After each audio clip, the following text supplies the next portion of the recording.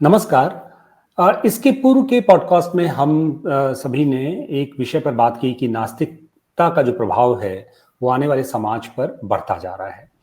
प्यू research के हवाले से हमने कई इस तरह के आंकड़े भी प्रस्तुत किए जिसके आधार पर बताया गया कि दुनिया में लगभग 18% लोग धर्म पर विश्वास नहीं रखते हैं या संगठित धर्म पर विश्वास नहीं रखते हैं। और धर्म के साथ ही अब दो बड़े सवाल खड़े होते हैं कि नैतिकता की जो जड़ें हैं, सामान्य तौर पे एक धारणा है कि नैतिकता की जो जड़ें हैं, एथिक्स की जो जड़ें हैं वो मेटाफिजिक्स में होती है। और बहुत से लोगों का इस पे अलग-अलग तरह का टेक है। कई लोग मानते हैं कि नैतिकता की जड़ें जो हैं या एथिक्स की जो जड़ें हैं, वो मेटाफिजिक्स की जगह पे कम्युनिटी लाइफ में होती है। इन्हीं विषयों पर बात करने के लिए भविष्य का समाज अगर अधार्मिक समाज होगा या नास्तिक समाज होगा, तो समाज में किस तरह से नैतिकता के मायने क्या होंगे, इन्हीं विषयों पर बात करने के लिए आज हमारे साथ निरपेन चारवाक जी हैं। निरपेन चारवाक जी का परिचय यह है कि वो विभिन्न विषयों पर लगातार लिखते पढ़ते रहे हैं, कई किताबें लिखी हैं और भारतीय दर्शन की बहुत गहरी समझ रखते हैं। निरपेन जी, आपका बहुत बहुत स्वागत है। तो सबसे पहले तो हम इस बात पे ये चर्चा शुरू करना चाहेंगे निरपेन भाई कि मान लीजिए कि एक समाज ऐसा समाज हो, क्योंकि वैज्ञानिक चेतना बढ़ रही है, जाहिर सी बात है लोग जो हैं समाज में धर्म के प्रति आस्था कम हो रही है। क्या एक समाज के तौर पे जिस समाज में धार्मिक आस्था कम हो, उस समाज में नैतिकता के मायने क्या होंगे और उसका उत्स क्या होगा, उसका आधार क्या होगा? रुपेश जी, बहुत बहुत धन्यवाद। आज आपने मुझे यहाँ पर इनवाइट किया है और मैं सोचता हूँ कि हर विषय पर तो नहीं बोल पाता, लेकिन कुछ विषयों पर, और मेरा बस बिंदु ये रहता है, मेरा जो पर्सपेक्टिव रहता है, जो दृष्टिकोण रहता है, वो थोड़ा भिन्न रहता है, अलग रहता है, क्योंकि मैं चीज़ों को उस निगाह से नहीं देखता जिस निगाह से जनरली लोग देखते हैं। तो शायद मैं आपके प्रश्नों का एक अलग तरीके से जवाब दे पाऊँ। शायद आप वो उम्मीद भी न कर रहे हैं उस तरह की, लेकिन फिर भी मेरा जो दृष्टिकोण है वो अलग होने की वजह से मैं आपके सवाल का जवाब देने का प्रयास करता हूँ। देखिए, बहुत सिंपल सी चीज है, ये बहुत सारे लोग कह चुके हैं, कहते रहते हैं तरह तरह के चैनल्स पर, कई जगहों पर, कि जहां तक विज्ञान है, जब विज्ञान नहीं है जहां, वहां धर्म और ईश्वर है, और जहां विज्ञान आ जाता है वहां विज्ञान है, प्योर विज्ञान है, साइंस है, तो फिर वहां पर न ईश्वर की जरूरत पड़ती है और न धर्म की जरूरत पड़ती है, क्योंकि वो साइंटिफिकली प्रूवन है। धीरे धीरे हर व्यक्ति को लगने लग गया है कि चीजें प्रूव होती जा रही हैं। वो बात अलग है कि हम जानते ही कितना है, हम इसी में इतराते हैं कि हम जो जानते हैं वो बहुत जानते हैं, जबकि हमारे साथ सबसे बड़ी दिक्कत यह है, यहाँ तीन चीजें हैं। हम बहुत कम जानते हैं और हम बहुत ज्यादा नहीं जानते हैं। ठीक है, सबसे बड़ी चीज ये है, क्या नहीं जानते हम वो भी नहीं जानते हैं।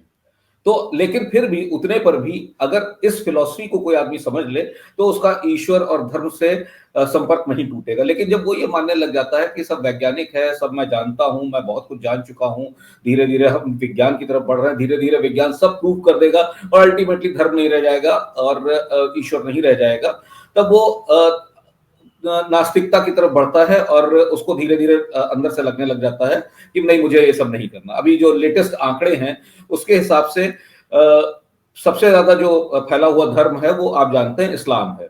दूसरे नंबर पर आता है, आप चकित रह जाएंगे, आपको खुद नहीं मालूम होगा, दूसरे नंबर पर नास्तिक वर्ग जो है वो आता है।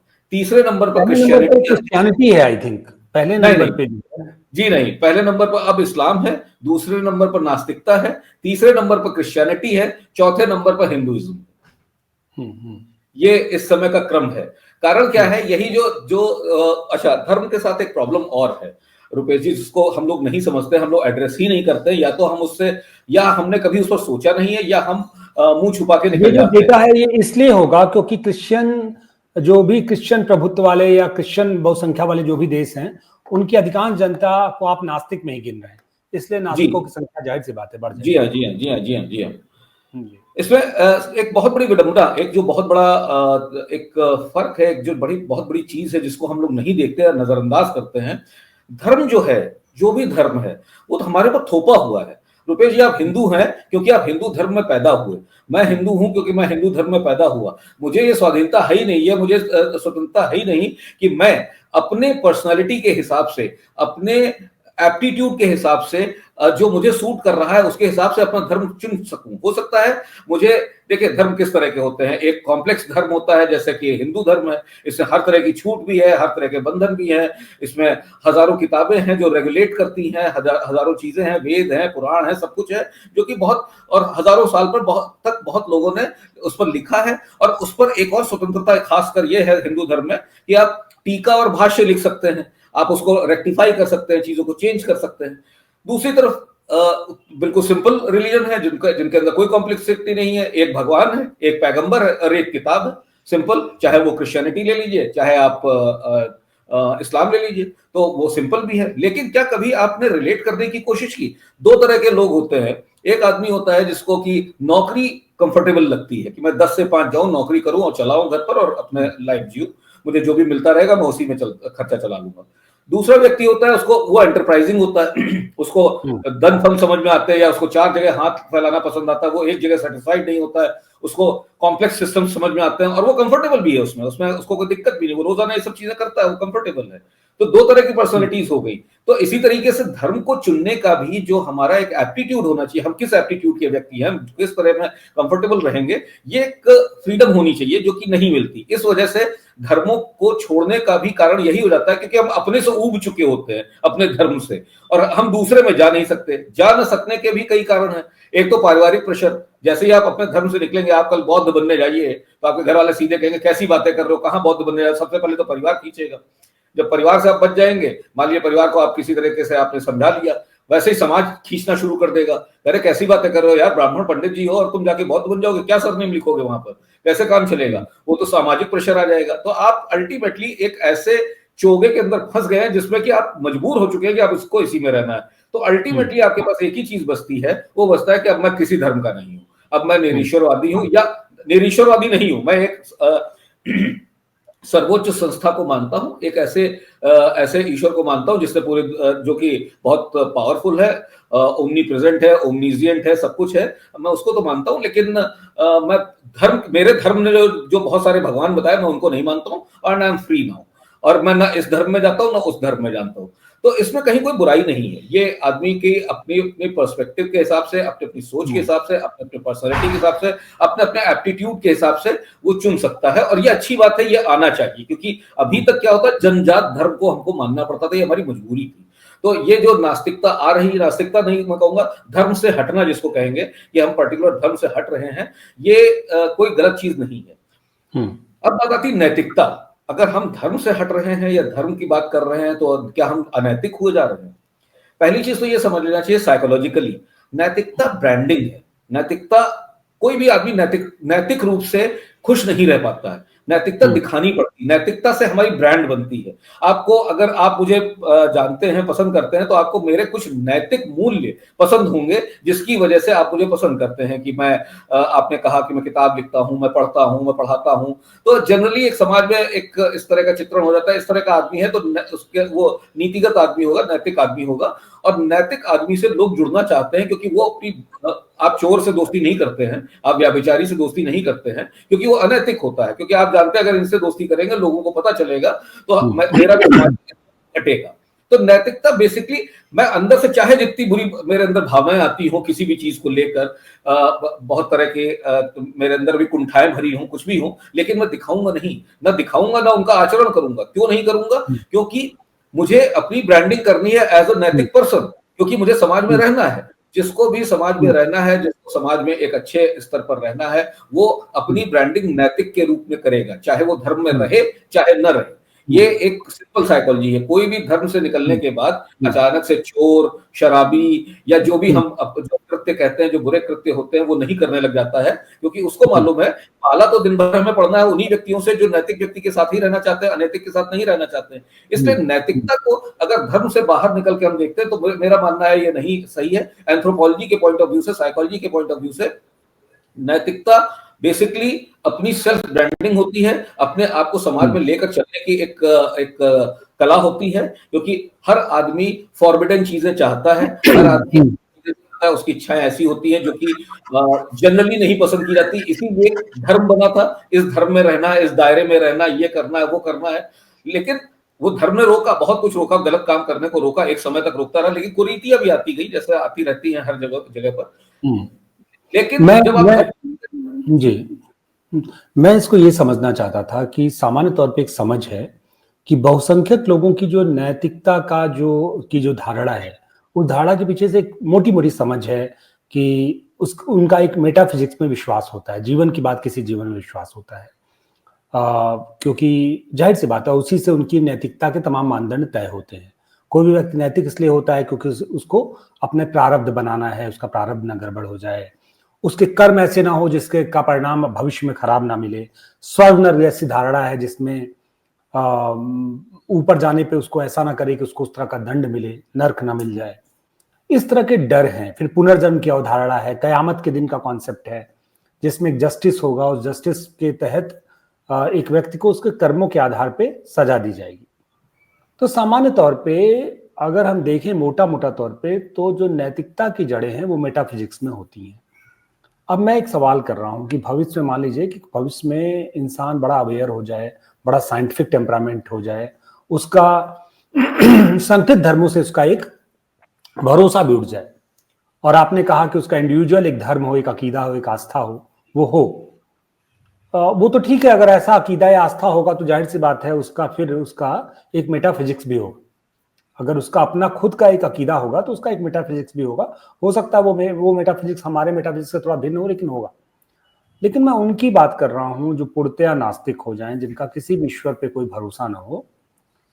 उनके लिए नैतिकता की जड़ें क्या होती हैं या उनके उत्स क्या होते हैं।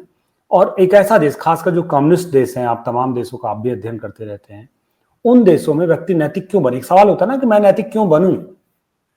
और यहाँ नैतिकता का मतलब मैं सौंदर्य शास्त्र से मेरा मतलब नहीं है। मेरा बंदा आपके इंडिविजुअल पर्सनालिटी से नहीं है कि आप लेखक हो, आप गायक हो, आप क्रिकेटर हो। यहाँ मेरा नैतिकता का मापदंड जो है वो उन वैल्यूज से है जो एक तरह से सोसाइटी के लिए,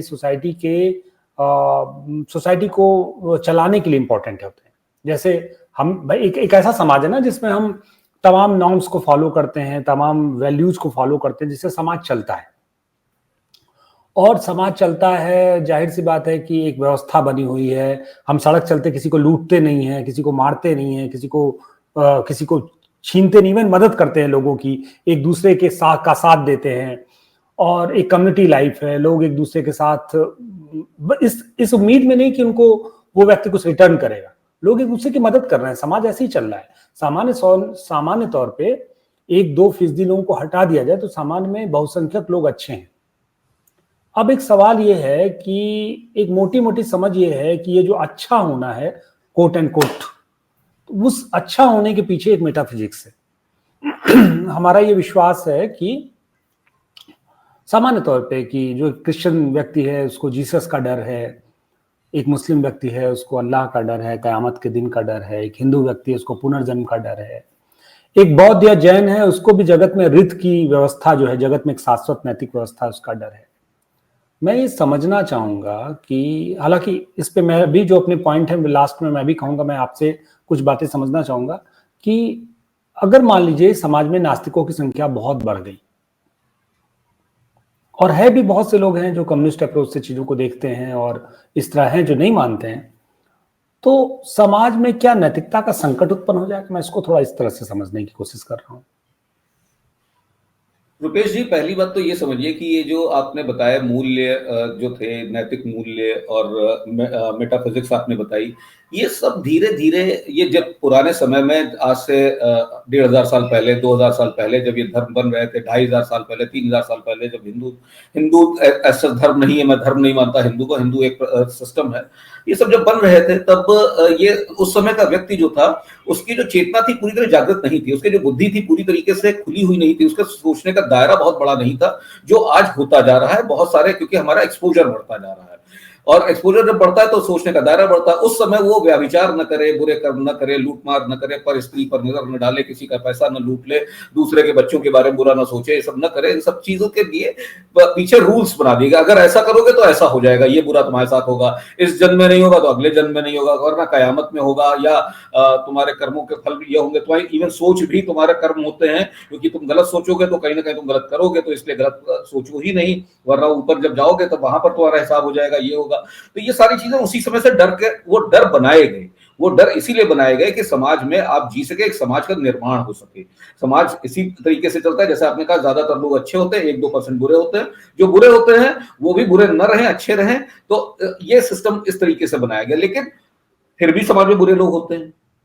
लेकिन अब जो नया एक कंसेप्ट निकल के आ रहा है, जब से ये निरीश्वरवादी, फिर मैं नहीं कहूंगा, नास्तिक जो वर्ग आ रहा है, जो कि धर्मों में नहीं मान रहा है, जनरली जिस धर्म से वो था उसको नहीं मान रहा है, या धर्मों में बहुत ज्यादा विश्वास नहीं कर रहा है, वो एक सोशल प्रेशर में नैतिक है। यही सारी चीजें जो कि हमें बताई गई कि अगर ये करोगे तो इसके बदले में ये हो जाएगा, ये करोगे, वो जानता है ये चीज बुरी है, क्योंकि उसके जेनेटिक्स, उसके दिमाग में वो चीज इनबिल्ट है, इंस्टिल है कि ये चीज गलत होती है। अगर मैं किसी को तकलीफ पहुंचाता हूं तो तकलीफ पहुंचाना बुरी बात है, मुझे वही टोन अच्छी लगती है, जब मुझे उसी टोन में बात करनी चाहिए दूसरों से जिस टोन में मैं चाहता हूं मुझसे लोग बात करें। ये सब सर्वविदित चीजें हैं। ऐसा नहीं है कि मैं आपको गाली दे के बात करूं और मुझे लगे कि नहीं आप तो मुझसे प्यार से ही बात करेंगे, ऐसा नहीं होता है। तो ये सब चीजें इसलिए, क्योंकि मुझे ये मालूम है कि ये सारी चीजें, यही नैतिकता है, यही मूल्य है, यही चीजें हैं जिससे कि मुझे लोग रिस्पेक्ट करेंगे।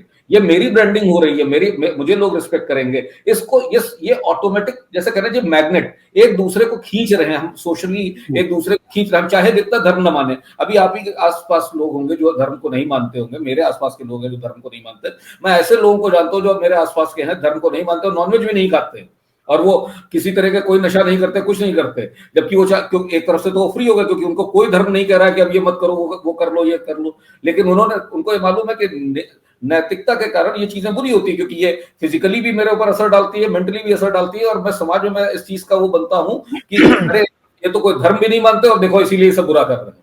तो लोग इवॉल्व हो रहे हैं। बेसिकली नास्तिकता जो बढ़ रही है या अधार्मिकता बढ़ रही है, वो इसलिए नहीं बढ़ रही है कि लोग छोड़ देना चाहते हैं, वो इवॉल्व हो रहे हैं। जैसे कि हर रेस इवॉल्व होती है, ये रेस भी इवॉल्व हो रही है। चाहे वो हम जैसे जैसे हम पढ़ते जाएंगे, पढ़ने का मतलब ये नहीं पुस्तकीय ज्ञान, क्योंकि वो पुस्तकें तो उस ज्ञान को मैं बहुत अच्छा ज्ञान नहीं समझता। मैं मनन चिंतन पर ज्यादा ध्यान देता हूँ कि अगर आप मनन चिंतन करते हैं, स्वयं पर विचार करते हैं और देखते हैं, तो आपको खुद लगेगा कि आपको कितना मानना है, कितना नहीं मानना है, और उसी हिसाब से उसी दायरे में आप मान सकते हैं, और उसी दायरे में आप कितने, अच्छा आप सिंपली समझिए, कितना हिंदू, आप तो हिंदू धर्म से हैं, हम भी हिंदू धर्म से, कितना हिंदू आस्तिक रह गया, कितना धार्मिक रह गया, कितना वो जाता है पूजा पाठ करने, कितना क्या करता है। देखा जाए तो अधार्मिक है, कोई रिचुअल्स नहीं करता, बहुत कम रिचुअल्स करता है।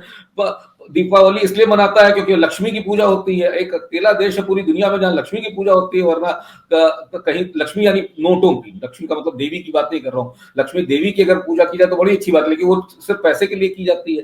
तो होली किस लिए आता है? हुड़दंग मचाने के लिए होता है। तो जनरली हमारे यहाँ सिस्टम्स इस तरह से बहुत लोगों की आस्था को चोट पहुंच जाएगी। तो मैं तो खुल के बोलूंगा, मुझे आपने स्वतंत्रता दी है तो मैं खुल के बोलूंगा। नहीं, मैं इसको थोड़ा सा और इस बात को आगे बढ़ाना चाहूंगा। एक मोटी मोटी समझ ये भी होती है कि हमारे जो एथिक्स की जड़ें हैं वो हमारी कम्युनिटी लाइफ में है। जाहिर सी बात है, हम सभी किसी के बेटे हैं, किसी के बच्चे हैं, तो हम भी पिता हैं, और हम अपने भविष्य को ऐसा नहीं छोड़ के जाना चाहेंगे। हम चाहेंगे कि एक बेहतर समाज बने, ताकि जब हम सड़क पे निकलें तो हम दूसरों की मदद इसलिए करते हैं कि कल हमारे पर कोई संकट आ जाए तो लोग हमारी भी मदद करें। हम हॉस्पिटल इसलिए नहीं चाहते हैं कि हम बीमारी होंगे, मतलब हम तो कलेक्टिव, जब हम जो एक सामूहिक चेतना है या जो सामूहिक इंटरेस्ट है उसके लिए कई बार काम करते हैं। अगर हम इस दुनिया से चले भी जाएंगे तो हमारे बच्चों को हम एक बेहतर दुनिया दे के जाएं, कोई ऐसा दुनिया ना हो जहां सड़क चलते छुरेबाजी हो रही हो, लोग गालियां दे रहे हो, लोग दूसरे को लूट रहे हो। तो वो जो कम्युनिटी लाइफ है, जो कम्युनिटी सेंस है, वहां से भी एथिक्स की जड़ें आ सकती हैं। इसको थोड़ा एक्सप्लेन कीजिए हमारे दर्शकों के लिए कि कई बार, मैं इसको थोड़ा सा और बातें क्लियर कर दूं। कई बार क्या होता है कि सामान्य तौर पे एक सोसाइटी का कल्चर है, सभी लोग जो है फ्लैट सिस्टम में जो लोग भी रहते हैं, वो लोग अपने सोसाइटी के लिए, अपने अगल बगल के लोगों के लिए कुछ नॉर्म्स बनाते हैं, कुछ एथिक्स बनाते हैं। उस एथिक्स को आप, वहां पे फर्क नहीं पड़ता है कि आप धर्म को फॉलो करते हैं नहीं करते हैं, नियम आपको मान्य होते हैं। कई बार वो कानून के लिहाज से भी मान्य होते हैं, और कई बार आप इसलिए भी मानते हैं क्योंकि जाहिर सी बात, आप एक अगल बगल अपने एक बेहतर कल्चर चाहते हैं, बेहतर समाज चाहते हैं, बेहतर व्यवस्था चाहते हैं। क्या नैतिकता की जड़ें हम धर्म या मेटाफिजिक्स की जगह पे यहाँ पर भी तलाश सकते हैं?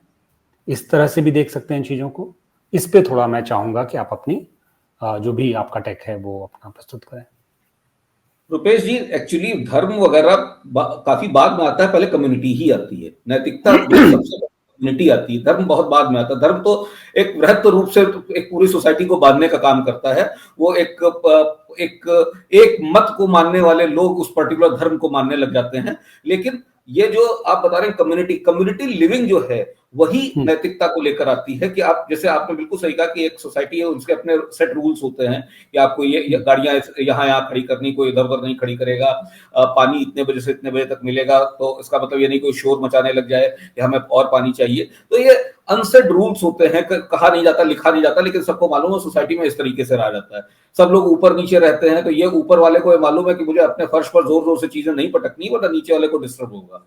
तो ये सब ये कहने की जरूरत नहीं है, एवरीबॉडी नोज दिस थिंग। तो दिस इज ये भी नैतिकता है। आज की डेट में ये भी नैतिकता है कि आप अपने, अगर आप फ्लैट में रहते हैं और आप अपने फर्श में हथौड़ी से ठोकना शुरू कर दे, तो ये अनैतिकता है, क्योंकि आप नीचे वाले को डिस्टर्ब कर रहे हैं बिना बताए, बिना इन्फॉर्म किए कि मेरे यहाँ कोई काम हो रहा है, अगर आपको कर रहे हैं, वो अनैतिकता है, क्योंकि ये कल्चर में नहीं आता आज की डेट में, फ्लैट कल्चर में। तो इन सब चीजों को देखते हुए आपको ये देखना पड़ेगा कि नैतिकता कम्युनिटी से ही निकलती कहीं ना कहीं, और कहीं से नहीं निकलती, कम्युनिटी में ही नैतिकता होती है। बहुत बहुत शानदार बात। मुझे लगता है कि हम आपकी बातों का सिरा पकड़कर बहुत से लोग या हमारे दर्शक जो है निश्चय ही इस बात को समझने की कोशिश कर पाएंगे।